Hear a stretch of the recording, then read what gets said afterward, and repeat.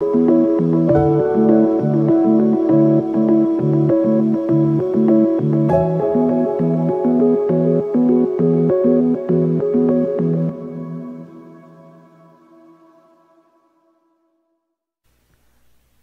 ¿qué tal?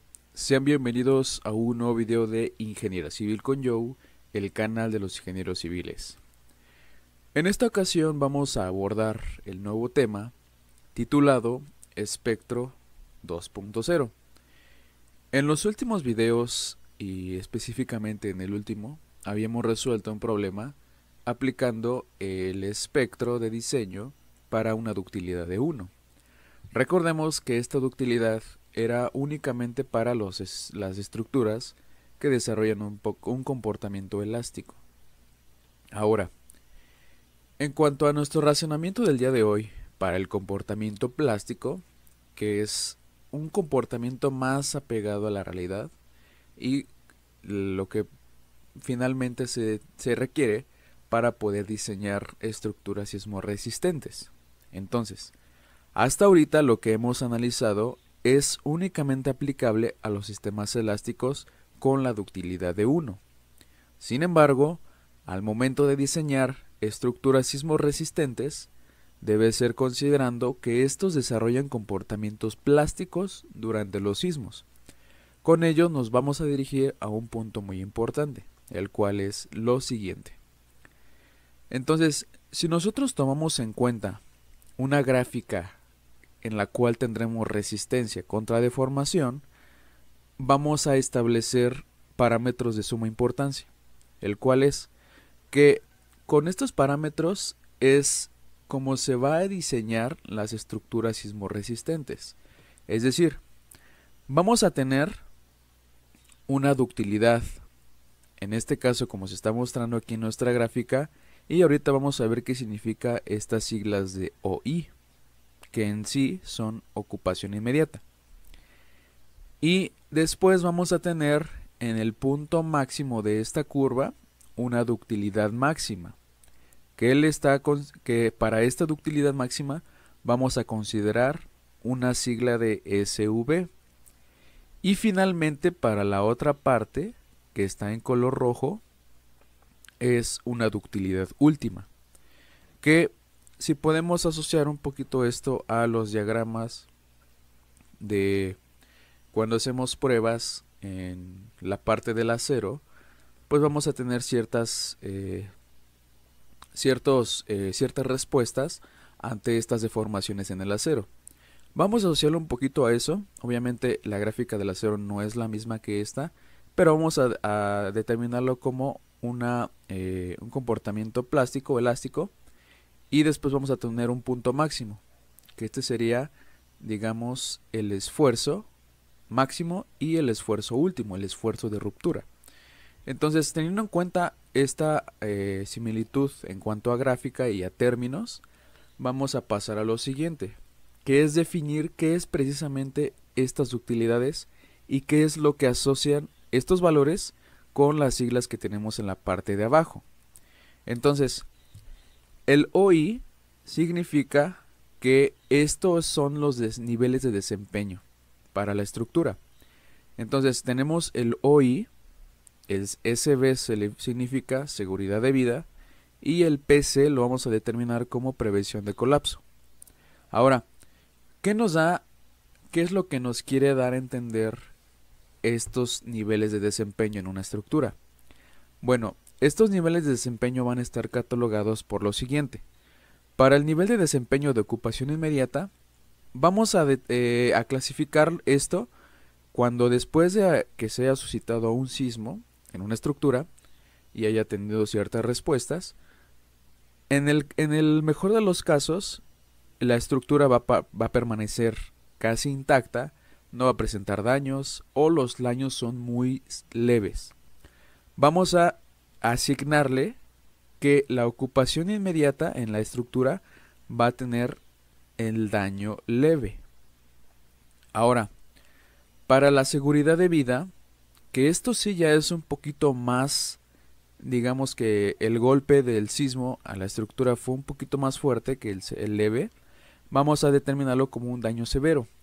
Lo cual pues ya aquí estamos viendo que probablemente o de cierto modo la estructura ya presenta ciertos daños en el caso de la parte estructural, que es la parte crítica.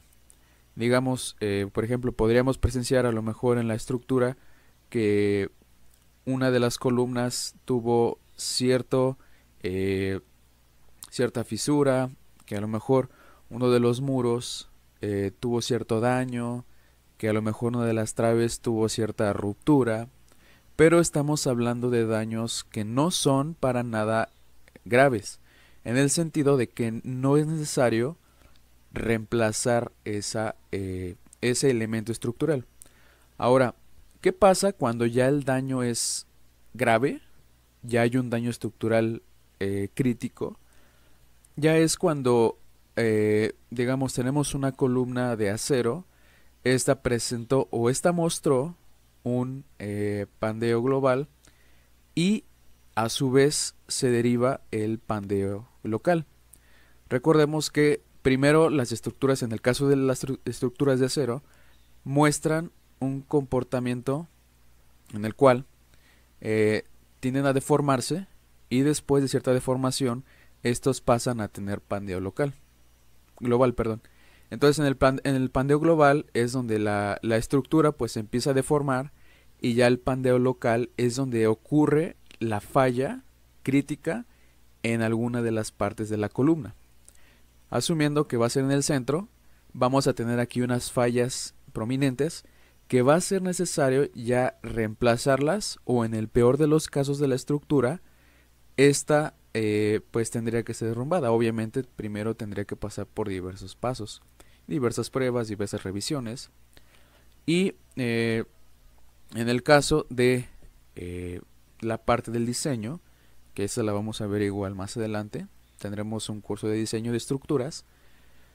En esa parte pues ya va a ser necesario a la hora, por ejemplo, de que suceda un sismo, vamos nosotros a poder predecir qué es lo que nosotros queremos que el sismo dañe primero. Si nosotros no elegimos qué cosa, qué elemento estructural falle durante el sismo va a elegir por sí solo. Y en el peor de los casos va a ser cuando el sismo elija primero dañar a la columna. Pero si estamos hablando ya de elementos estructurales, digamos ciertas combinaciones, podemos nosotros definir qué va a dañarse primero. Supongamos que tenemos un arreglo de un marco de acero. Nosotros en un sismo, si no reforzamos ese marco de acero, ya sea con un contraviento o contravientos, pues el sismo puede elegir la columna. Pero nosotros como somos, tendríamos esos criterios más presentes, podríamos decirle al sismo, no literalmente decirle, pero sí especificar a la hora del diseño estructural qué cosa es la que se va a dañar y qué cosa es la que se va a dañar al último. Y en este caso podríamos decir que lo que va a dañarse primero va a ser la trave, después al final vamos a dejar la parte crítica como la columna. Entonces, haciendo un resumen de todo lo que acabamos de ver en esta diapositiva, es importante tener en cuenta que los niveles de desempeño, ya sea en cualquier parte de México o incluso del mundo, van a depender de qué tan permitido nosotros tenemos de hacer o de alguna manera diseñar la estructura para que tenga cierto daño estructural. Podemos catalogarlos como un daño severo, un daño leve o ya daños estructurales graves. Pero ahora, en el caso específico, y este curso lo estamos dando un poquito más apegado a la parte de México, podemos decir que en México la ductilidad máxima permitida es el nivel de desempeño de seguridad de vida. ¿Qué quiere decir? Que las estructuras se van a diseñar con base a este criterio y, por ende, vamos a garantizar que después de un sismo suscitado en la estructura, este pueda ser ocupado de manera inmediata. O en el caso de la parte de que éste presente ciertos artificios, ciertas deficiencias, pero estamos hablando de que estas deficiencias van a ser mínimas. No van a llegar al grado de que de que se tengan que reemplazar o que de plano se tenga que derrumbar el edificio. Y para ello nos estamos refiriendo a seguridad de vida. Existen diferentes tipos de edificaciones o construcciones en las cuales vamos a clasificar estos niveles de desempeño. Por ejemplo, en la parte de la ocupación inmediata serían en estructuras donde se haya una gran cantidad de concentración de gente. Podemos definir que los edificios o las estructuras que entran en la parte de ocupación inmediata son hospitales, escuelas, centros comerciales, hoteles, etcétera. Más bien, esas edificaciones tiene que ser un diseño muy complejo y muy preciso para poder garantizar que el edificio durante un sismo no va a presentar ni daños severos ni daños graves. Simplemente debe ser muy pequeños. Pero ya la parte de seguridad de vida, pues ya es no desmeritar la parte del desempeño, pero sí no es tan estricto como en el de ocupación inmediata. ¿Ok? Entonces, teniendo en cuenta esto, vamos a pasar a cómo vamos ahora a interpretar nuestra ductilidad. Habíamos visto en la diapositiva anterior que tendríamos una ductilidad máxima, y esta era la que iba a ser adaptada para seguridad de vida. Entonces, la ductilidad máxima la vamos a sacar con una simple ecuación, donde vamos a tener el desplazamiento máximo entre la ductilidad. Entonces, nosotros vamos a tener esta expresión para poder calcular la ductilidad máxima conociendo la U máxima y el UY. Ahora, pasando a la siguiente parte, vamos ahora a ver que en la práctica vamos a plantearnos esta siguiente pregunta. ¿Cómo utilizar un espectro no lineal de pseudoaceleración con fines de diseño? Habíamos visto que el espectro lineal era únicamente aplicado para las estructuras que desarrollan comportamientos elásticos con la ductilidad de 1. Pero ahora, ¿qué pasa cuando nosotros queremos aplicar este espectro no lineal de pseudoaceleración para la parte de las estructuras que desarrollan un comportamiento plástico? Bueno, el primer paso es que debemos establecer un periodo, al igual que lo habíamos dicho en el tema anterior, un porcentaje de amortiguamiento de ser posible, o dependiendo del caso, y la ductilidad máxima de sistema de un grado de libertad. Por esto, es importante recordar que a diferencia del espectro lineal, la U máxima la calcularemos diferente. Ahora, el desplazamiento máximo lo vamos a calcular con la parte de la ductilidad máxima y el UY. Y esto se resume a un producto entre ambos. Con esto nosotros obtendríamos el desplazamiento máximo. Ahora, un razonamiento más. ¿Por qué ya no podemos estimar la fuerza máxima del sistema con la ecuación en términos de la rigidez y de la U máxima? Es una pregunta un poquito adelantada, pero vamos a ver lo que sucede ahora cuando tenemos comportamientos plásticos. Supongamos que nosotros tenemos una gráfica en la cual estamos representando la fuerza máxima o la fuerza resultante contra el desplazamiento. Cuando nosotros hablábamos de estructuras que desarrollaban un comportamiento elástico, veíamos esto. ¿Qué quiere decir esta línea que va hacia arriba? Pero obviamente no es constante, esta va creciendo a medida que va avanzando el desplazamiento. Nosotros tenemos una forma de calcular nuestra fuerza máxima en términos de la rigidez y de la U máxima. Pero ahora, ¿qué pasa cuando nosotros estamos presenciando un comportamiento plástico? Recordemos que la parte elástica, y si lo asociamos con el acero, es toda esta parte de aquí. Es donde el acero, haciendo una alusión a un ejemplo un poquito más práctico, es cuando el acero empieza a fluir. Entonces, tenemos este comportamiento y a este lo denominamos que esta era la parte elástica del acero. Entonces también nosotros tendríamos en la parte del acero la parte plástica, que esa parte es la que ya no puede regresar como tal a su forma normal. Entonces, en esta sección es donde el acero puede regresar a su parte. Es decir, si yo lo deformo, el acero puede regresar a su estado normal. Pero obviamente va a tener ciertos detalles ahí que van a reducir, puede reducir algunos de esos valores que son críticos. Pero ahora en la parte de las estructuras plásticas, no vamos a definir que nuestra fuerza va a llegar hasta este punto de acá arriba, porque estaríamos hablando de una estructura elástica. Entonces, ¿qué es lo que tenemos que hacer aquí? Pues hay que de alguna manera reducir este valor. ¿Y cómo lo vamos a reducir? Bueno, este valor se va a reducir con la siguiente expresión. Ahora nuestra fuerza resultante máxima va a estar como tal, sí en términos de la rigidez, pero ahora no vamos a tener una U máxima. Vamos a tener una UY, que esta la vamos a sacar con la desplazamiento máximo y con la U máxima.